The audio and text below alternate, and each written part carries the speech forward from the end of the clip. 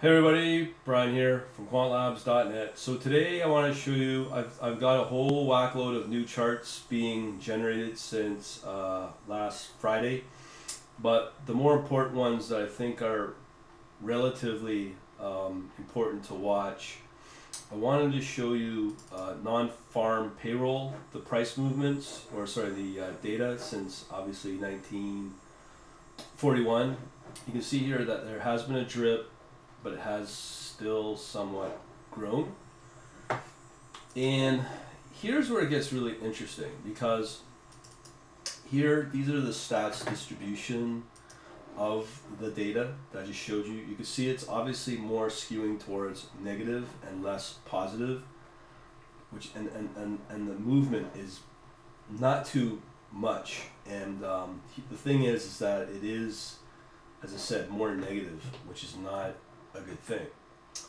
So when you start looking at the statistics of that, because of course I generate that, what you really want to look for is the negatives versus the positives in that distribution I just showed you. You can clearly see that the negatives outweigh the positives. So there is definitely a pricing de-acceleration in salaries and payroll. And again, it's non-farm.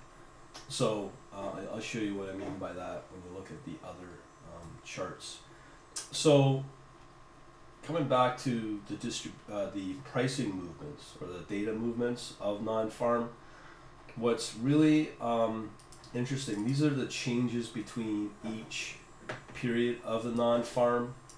But again, remember I talked about farm versus non-farm. You can see obviously in the 40s and 50s, before manufacturing was the big employer. You can see the big price movements here, and then it stabilizes for a while, and there's a bit of a increase here, but it also shows when manufacturing started kicking in after World War II with the 50s. Manufacturing just boomed in the 50s, somewhat in the 60s, still the 70s.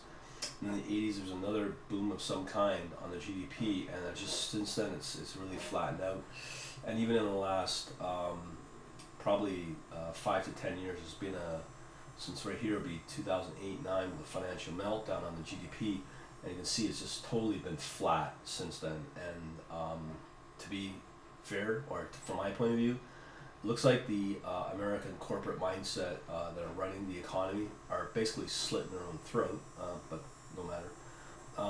And then at the other end, it greatly impacts the payroll as well, as you can see, because it just tightens up even the last 5 years where there's just these different periods, but there was some good price data movements in terms of the magnitude.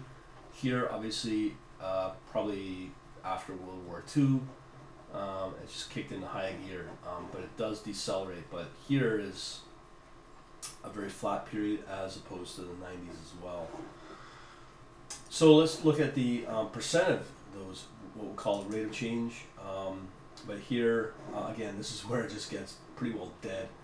Deceleration, if I was to draw a trend line, you definitely get a downward movement in the GDP. That's real GDP, not the annualized, so that's GDP every quarter, as well as the non-farm payroll, or NFP, has pretty well flattened out quite a bit since the 50s, which makes sense, but it's really tightened up. There's a bit of movement going into the 90s, I guess maybe tech boom, some immigration, same here, so that there might be some patterns there, but generally right here in this period, yeah, I would be somewhat worried. And again, this is where the Fed worries and they don't know what to do. I'm sure behind closed doors they're panicking and they don't know what to do. So what I'm finding with the data that I'm looking at, they are pretty well putting out new reports, redefining them, making it look good when actual fact it's not. But this is a clear point of contention that I would be kind of worried about the U.S. economy and just how it's flattened out. And there's really no growth in salaries, and GDP is grinding down for the last 5 years, has grinded down here. So we are definitely going to start seeing some kind of major negative GDP at some point. I don't know when, but it's going to be fairly soon, probably the next few years. And then we're just going to pop up back a little bit, but I think it's not going to pop up to where, you know, if it goes down a period like this, it just bounces up in the extremes. And I think that's what the Fed's looking for. But that never really has happened since the 70s, historically. As I say, data don't lie. This is the raw data right from the Fed. All right, hopefully you got some neat things out of that. I'll talk to you later.